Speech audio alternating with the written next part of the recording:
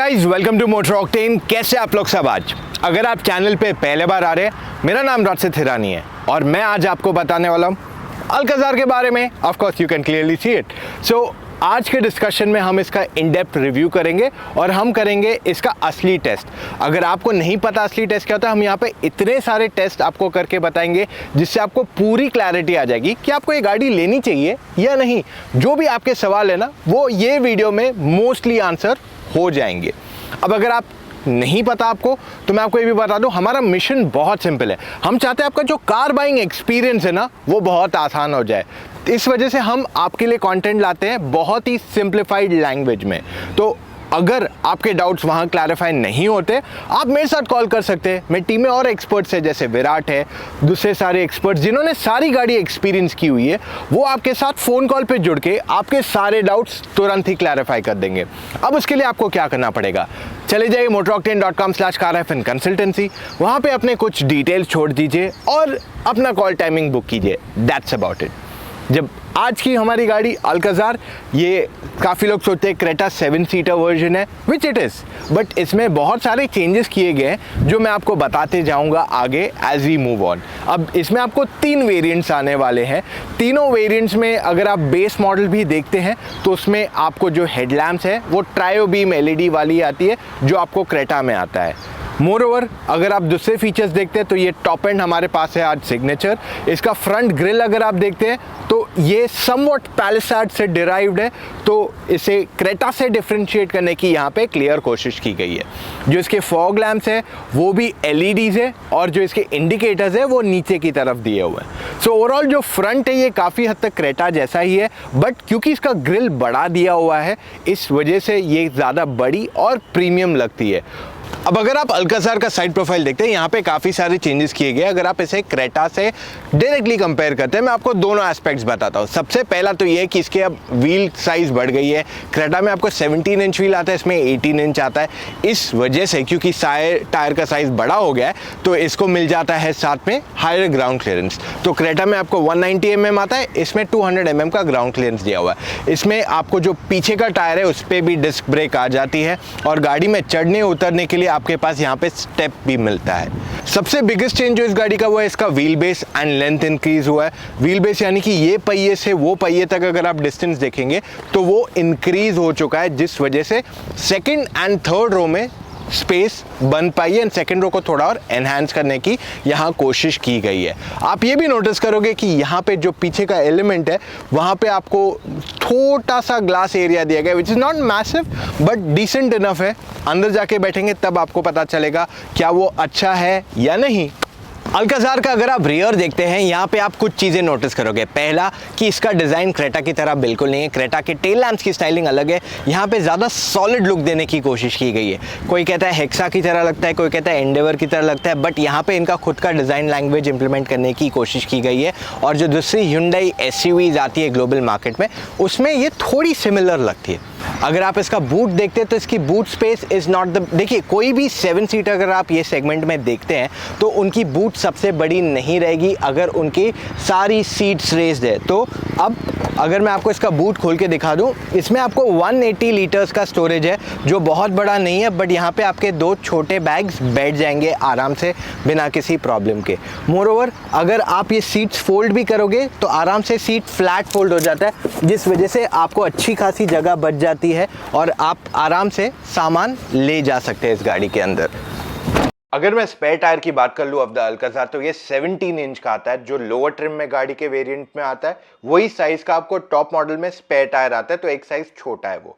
अगर मैं paint quality की बात करूँ तो पेंट क्वालिटी इसका अच्छा है। It's not the best but quality काफ़ी अच्छी है। पैनल गैपिंग भी ऐसे कोई प्रॉब्लम नहीं है, एकदम यूनिफॉर्म था इसमें, so no concerns with that. अगर आप इस गाड़ी की चाबी देखते हैं, यहाँ पे आपको 4 बटन आते हैं, लॉक, अनलॉक एंड साथ में एक बटन है जिसको आप लॉन्ग प्रेस करेंगे तो गाड़ी स्टार्ट हो जाएगी एंड चौथा button is to open the boot.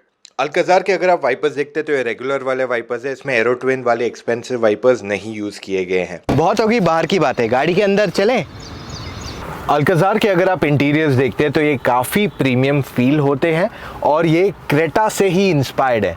अब अगर मैं बात कर लूँ इंटीरियर में बैठने की, तो यहाँ पे आपको जो ड्राइवर टच पॉइंट्स है वो काफ़ी अच्छे दिए हुए, सॉफ्ट है, एंड मोर ओवर दूसरी जगहों पे आपको हार्ड प्लास्टिक्स एविडेंटली दिखेगा, जैसे यहाँ पे भी वही हार्ड प्लास्टिक फील होगा, लेकिन जो touch and feel of materials है, जो फिनिश है, जो क्वालिटी है गाड़ी की, वो काफ़ी अच्छी। अब अगर मैं डोर थर्ड की बात करूँ तो वो ठीक है, it's not very satisfying, but अच्छा है इसका डोर थर्ड की क्वालिटी भी। ओवरऑल इंसुलेशन गाड़ी की बहुत अच्छी है, यहाँ पे मेरी कोई कंप्लेन नहीं है। आप सीट इलेक्ट्रिकली आराम से एडजस्ट कर सकते हो, कोई प्रॉब्लम नहीं। स्टीयरिंग व्हील भी आप हाइट और रीच दोनों एडजस्ट कर सकते हो, which makes it very easy and convenient. अब जो मॉडल मैं चला रहा हूँ variant is the signature variant, तो इसलिए इसको डिजिटल इंस्ट्रूमेंट क्लस्टर आता है। ये क्लस्टर में आप चेंजेस भी कर सकते हो, जैसे इको, स्पोर्ट, ये जब मोड्स चेंज करते हो ऑटोमेटिक पे, तो आपका जो क्लस्टर है उसका भी डिज़ाइन चेंज हो जाता है, तो स्पोर्ट में रेड हो जाता है, ज़्यादा अट्रैक्टिव लगता है। अगर मैं टच स्क्रीन का रिस्पॉन्स की बात कर लूँ तो ये काफ़ी अच्छा है, टच स्क्रीन में कोई प्रॉब्लम नहीं है। दिन में भी ब्राइटनेस में अगर मैं यूज़ करूँ तो कहीं प्रॉब्लम नहीं होता है, कम नहीं दिखाई देता है, इट्स वेरी नाइस।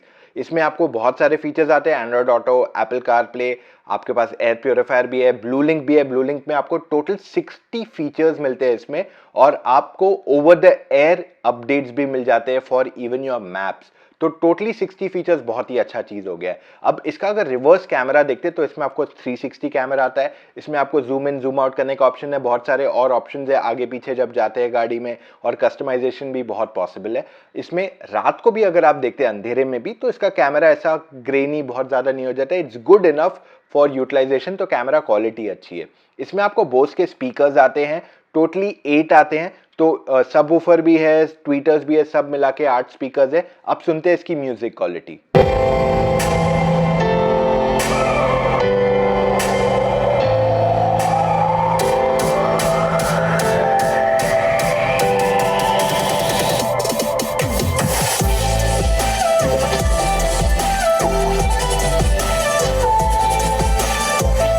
सीट्स का कंफर्ट अच्छा है, लॉन्ग ट्रिप पे जाएंगे तो आपको थकावट नहीं होगी। इलेक्ट्रिक के साथ साथ ये वाली सीट बोल रहा हूँ, ये सिर्फ इलेक्ट्रिक है, वरना पहले दोनों सीट्स वेंटिलेटेड भी है। अब यहाँ पे स्टोरेज स्पेसेस गाड़ी में काफ़ी है। आर्मरेस्ट के नीचे आपके पास स्टोरेज है, आगे वायरलेस चार्जिंग है, कप होल्डर्स है, बॉटल होल्डर्स है, ग्लव बॉक्स में आपके पास स्टोरेज है, तो स्टोरेज की कहीं कमी नहीं है इस गाड़ी के अंदर। ओवरऑल कंफर्टेबल है, विजिबिलिटी में भी आपको प्रॉब्लम नहीं आएगी। एंड अब बारी है जाने की on the second row of seats. Second row space अगर आप अल्काज़ार का देखते हैं तो यहाँ पे अच्छी खासी स्पेस दी गई है, there is no problem with it. Moreover आप इसे आगे पीछे भी कर सकते हो काफ़ी आसानी से, और आपकी सीट रिक्लाइन भी होती है, so it's not really much of an issue. 2 लोग अगर बैठ के जा रहे तो बहुत कंफर्टेबल है, खास करके अगर ये 6 सीटर वर्जन की मैं बात कर लूँ तो। अगर मैं एकदम आगे भी चले जाऊँ, देखिए मैं सीट नॉर्मल की और यहाँ पे भी चले जाऊँ तो भी मेरे पास अच्छी खासी नी रूम है। It's not a lot, but ऐसे नहीं कि मेरा पैर टच होके मैं ऐसे बैठा हूँ, कुछ प्रॉब्लम नहीं है, मैं आराम से बैठ पाया हूँ यहाँ पे विदाउट एनी इशू। मेरी हाइट 6 फीट है, जिनको नहीं पता। यहाँ पे मेरे पास एक ट्रे भी है जिस पे सिर्फ एक टैबलेट आई थिंक बैठ सकता है, लैपटॉप नहीं बैठ सकता क्योंकि ये बहुत छोटा है। एंड मोर ओवर यहाँ पे भी मेरे पास एक चीज़ और है विच इज़ अ कप के लिए स्टोरेज। वैसे यहाँ पे भी मेरे पास 2 कप होल्डर के लिए स्लॉट है, तो that shouldn't be a problem. जो इसके हेडरेस्ट है, एक तो वो एडजस्टेबल भी है और ये सॉफ्ट है, तो इस वजह से बहुत मज़ा आ जाएगा अगर पीछे बैठे हो। और अगर आपको एक्स्ट्रा प्राइवेसी चाहिए तो यहाँ पे आपको ये भी एक एक्स्ट्रा प्राइवेसी ऑप्शन आ जाता है। अंडरनीथ यहाँ पे स्टोरेज है, वायरलेस चार्जिंग पीछे के पैसेंजर्स को भी है, तो ऑल इन ऑल बहुत अच्छा है। पीछे AC वेंट्स है और नीचे चार्जिंग पॉइंट भी है मेरे पास, और एक तो एक USB पॉइंट भी है, वायरलेस चार्जिंग भी है। सो ओवरऑल कंफर्टेबल स्पेस है। आप लॉन्ग ट्रिप पे जाएंगे तो एक्चुअली काम कर सकते हो पीछे बैठ के, और आपको प्राइवेसी अच्छी खासी है। पर जिस टाइम आपको प्राइवेसी नहीं चाहिए तो आपको सनरूफ यहाँ तक ओपन है, you can enjoy that also. अब जाते हैं थर्ड रो में, आपको बताते हैं क्या कंफर्ट है फॉर योर पैसेंजर्स। उसके लिए मुझे पहले उतरना पड़ेगा और आपको बताना पड़ेगा क्या स्पेस दी गई है। सो फर्स्ट थिंग आपको सिर्फ एक ही चीज़ करनी है, वो है इसको एक बार प्रेस और ये अपने आप चला जाता है। और अगर मुझे पीछे जाना है तो मेरे को यहाँ पकड़ के पीछे मैं आराम से जा सकता हूँ, हाथ पकड़ के चढ़ सकते हैं अंदर बहुत आसानी से। All I have to do is come in, यहाँ पे हाथ पकड़ूँ तो यहाँ पे इजीली हाथ पकड़ने का, अगर कोई एजड है जिसको चढ़ने में मुश्किल होता है। पीछे यहाँ मैं आके बैठ गया हूँ। तो मैं पहले आपको ये दिखा दूँ, जो सीटिंग पोजीशन है वो अच्छी खासी है। ऐसे नहीं कि मैं ऐसे बैठा हूँ, ऐसे बैठने की प्रॉब्लम नहीं है, मैं आराम से बैठा हूँ। अभी भी मेरे पैर और नीचे जाने की I would have preferred, but ये ख़राब नहीं है। नेक्स्ट थिंग, इसको नॉर्मल सीट अगर बना दूं मैं तो कुछ ऐसा होता है। अब यहाँ पे मेरे पास ये देखिए इतना सही जगह है और मेरा पैर नीचे की तरफ टच हो रहा है। एक पैर ऐसे रख सकता हूँ, एक टच होगा नीचे, but it's okay, it's not bad. अगर मैं पीछे एकदम रिलैक्स होकर बैठूं तो मेरा सर ऊपर टच होता है, टकरा जाता है ऊपर अगर वहाँ बैठूं। एडजस्टेबल हेडरेस्ट भी है पीछे, बट इट्स ओके। पीछे मेरे पास एसी फैन ब्लोअर है, साथ में चार्जिंग पॉइंट भी है, पीछे दोनों तरफ एसी वेंट भी है और कप होल्डर भी दिया गया फॉर थर्ड रो पैसेंजर्स। और पीछे लाइट भी है अगर मुझे बैठ के पढ़ना है। देखिए अगर आप मेरी तरह 6 फुट के हैं तो आप ज़्यादा समय नहीं बैठ पाओगे पीछे, बट शॉर्ट ट्रिप्स आधा पौना घंटा 1 घंटा आप बैठ सकते हो। लॉन्ग ट्रिप पे 5 फुट के आसपास हो तो बैठ सकते हो, बच्चे तो आराम से बैठ सकते हैं। अब ऑलरेडी हमने 6 सीटर का सेकंड रो देखा है, बट अगर 3 लोग बैठेंगे तो वो क्रेटा जितनी साइज होगी, इसलिए हमने 3 हट्टे कट्टे लोगों को क्रेटा में बिठाया था और दिखाने को आपको कि कितनी स्पेस है। हमारे पास अल्काजार 3 लोगों के लिए नहीं थी, डिसेंट इनफ स्पेस है अगर 3 हट्टे कट्टे बैठते हैं। डोर ओपनिंग बहुत अच्छी है अल्काजार की, स्पेसिफिकली सेकेंड रो, जिससे आपको कन्वीनियंस मिल जाएगा फॉर मोर फ्लेक्सिबिलिटी। इस वजह से मैंने एक और एक टेस्ट किया है गाड़ी के अंदर चढ़ने और उतरने का। मेरी हाइट ज्यादा है तो इसलिए मुझे चढ़ने उतरने में कोई प्रॉब्लम नहीं हो रही है, पर अगर आपकी हाइट कम है देन इन दैट केस चढ़ने उतरने के लिए आपके पास एक साइड स्टेप दिया हुआ है जो सेकेंड रो में बहुत ज्यादा यूजफुल आने वाला है आपको।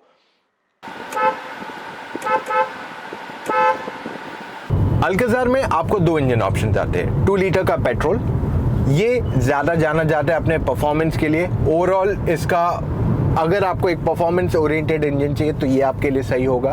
वेराज जो डीजल है वो ज़्यादा फ्रूगल है, उसमें आपको ज़्यादा माइलेज मिलेगी, परफॉर्मेंस पेट्रोल जितना नहीं मिलेगा क्योंकि इंजन छोटा है 1.5 लीटर का। अब दोनों में आपको 6 स्पीड मैनुअल 6 स्पीड ऑटोमेटिक आते हैं, तो क्लच लाइट है, गियर शिफ्ट स्मूथ है, तो आपको वहाँ पे चिंता या वरी करने की ज़रूरत नहीं अगर आप ट्रैफिक में भी ज़्यादा चलाते हैं मैनुअल गाड़ी।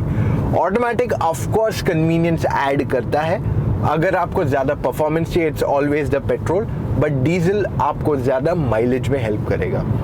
डीजल इंजन या पेट्रोल इंजन, इनका एनवीएच लेवल्स यानी कि नॉइज या वाइब्रेशन या हार्शनेस ऐसा लाउड नहीं है, इट इज़ बेयर मिनिमल। बहुत अच्छा इंसुलेशन है इस गाड़ी का। इनफैक्ट Hyundai की कोई भी डीजल इंजन नॉइजी नहीं है, चाहे आप इवन ग्रैंड आइटन की बात कर लो। सो बाय दैट लॉजिक ये इंजन्स भी उसी तरीके से बनाई गई है। इन टर्म्स ऑफ ओवरऑल जो पिकअप मिलता है आपको, वो आपको पेट्रोल में ज़्यादा बेटर मिलेगा। ओवरटेक अगर आपको डीजल में करना है तो थोड़ी मेहनत ज़्यादा बढ़ जाती है, स्पेसिफिकली ऑटोमेटिक में। अब डीजल इंजन जो आपको क्रेटा में आता है और इसमें आता है वो एग्जैक्टली सेम है, बस इसका जो इंजन का ट्यूनिंग है फॉर गियर बॉक्स उसको चेंज किया गया है, जिससे आपको थोड़ा ज़्यादा टॉर्क यहाँ मिले, in not from the engine but from the final drive. खैर मैं थोड़ा कॉम्प्लिकेशंस में नहीं जाऊंगा, मैं आपको ये कहना चाहूँगा कि इस गाड़ी को बेसिकली सेम इंजन ही आता है, थोड़ा ट्वीक किया गया है क्योंकि इसका वेट बढ़ गया है फॉर द डीजल। पेट्रोल तो ऑफकोर्स ऑल न्यू इंजन दिया गया इसको, ज़्यादा बड़ा, ज़्यादा पावरफुल, जो ज़्यादा टॉर्की है, ज़्यादा मज़ा आएगा आपको चलाने को। 159 ब्रेक हॉर्स पावर बनाता है। ओवरऑल गाड़ी चलाने में बहुत कंफर्टेबल है। लॉन्ग ट्रिप पे अगर आप जाएंगे आपको थकावट इतनी नहीं होगी, प्लस आपको जो विजिबिलिटी मिलती है इस गाड़ी में बहुत अच्छी है। हाँ, इसकी राइड क्वालिटी सबसे बेस्ट नहीं है, थोड़ा आपको बाउंस फील होगा खराब रास्तों पे और वो इतना कंफर्टेबल नहीं लगेगा। और handling is good. I mean ये गाड़ी में आप एक एंथुजियास्ट की तरह एकदम कॉर्नर्स पे नहीं जा सकते, बट अगर आप तेज जाएंगे कॉर्नर्स के अराउंड, लाइक 100-120 घाट्स पे चलाएंगे, जो बड़ा जैसे मुंबई पुणे एक्सप्रेसवे का घाट है, तो आपको वहाँ प्रॉब्लम नहीं होगी। ऐसे नहीं फील होगा यार गाड़ी हाथ से छूट रही है, तो वो बिल्कुल नहीं है। And even braking is nice. अगर मैं स्पीड ब्रेकर की बात कर लूँ तो इसमें हमने सेकेंड रो और थर्ड रो के लिए जो टेस्ट किया थोड़ा बम्पी फील हुआ हमें। वेराज अगर मैं बात कर लूँ ऑफ ब्रेकिंग तो ब्रेकिंग काफ़ी अच्छी है इस गाड़ी की, स्पेसिफिकली जब इसको चारों डिस्क ब्रेक्स अब आ चुके हैं इसमें। एंड अपहिल क्लाइंब में डीजल चला रहे थे हम, डीजल ऑटोमेटिक, तो देखिए ठीक ठाक था स्टार्ट, बट एक बार वो 1500 आरपीएम क्रॉस कर लिया, जो बहुत ज्यादा आरपीएम नहीं है, उसके बाद इट वाज वेरी इजी। तो कहीं पे भी मेरे को ऐसा स्ट्रगल नहीं फील हो रहा था इसमें कि यार पावर नहीं है और पावर की जरूरत है। It was way sufficient than what you need. इसकी हेडलैम्प का थ्रो अगर आप देखते हैं तो काफ़ी अच्छा है, क्योंकि सारे वेरिएंट्स में सेम ही लाइट आती है, तो you can check this as a reference. Light का थ्रो काफ़ी अच्छा है। ऑफ कोर्स जब बारिश होती है तो LEDs ये वाले इतने इफेक्टिव नहीं हैं, और अनमार्क्ड रोड पे भी बहुत ज़्यादा अच्छा आपको नहीं दिखाई देगा। ओवरऑल जो ड्राइव क्वालिटी है वो काफ़ी अच्छी है, इसमें कोई कॉम्प्रोमाइज़ नहीं है। विजिबिलिटी भी ऑल राउंड अच्छी है, आपको ऐसा बॉनेट का एजेस नहीं दिखते हैं, बट टर्निंग रेडियस अच्छा खासा है, आप आराम से घुमा सकते हो। मिरर साइजेस में भी आपको प्रॉब्लम नहीं आएगी। सो ओवरऑल गाड़ी बहुत अच्छी है। आपको यहाँ पे ब्लाइंड स्पॉट के लिए भी when you do turn left या राइट इंडिकेटर देते हो, तो आपको यहाँ पे दोनों तरफ आपके कैमरास जो है वो एक्टिवेट हो जाते हैं, जिससे आपको you can see the road even better. तो ये एक अच्छा फीचर यहाँ मिल जाता है आपको इस गाड़ी में। अब सवाल ये उठता है कि आपको कौन सा वेरिएंट लेना चाहिए, कौन सी इंजन लेनी चाहिए एंड किस वजह से, right? Let's go on to that. तो अब अगर आप अल्कज़ार की बात करते हैं, इन टर्म्स ऑफ प्राइस बहुत ही अट्रैक्टिव है। मैंने इसकी प्राइसिंग नीचे आपके लिए छोड़ी हुई है, बट मैं आपको ये बता दूं कि ये एक इंट्रोडक्टरी प्राइस है। तो अगर आप ये वीडियो 6, 8, 10 महीने बाद देख रहे होगे तो शायद तब तक इसकी प्राइस चेंज हो चुकी होगी। फिलहाल के लिए मैं कह सकता हूँ इसकी जो वैल्यू प्रोपोजिशन है बहुत ही ज़बरदस्त है। और अगर आपको क्रेटा का बजट है और आप सोचते हो यार बजट बढ़ा दूं और मैं ज़्यादा फीचर्स मिल जाए मेरे को, तो ये आपके लिए वहाँ एक चॉइस बन सकती है।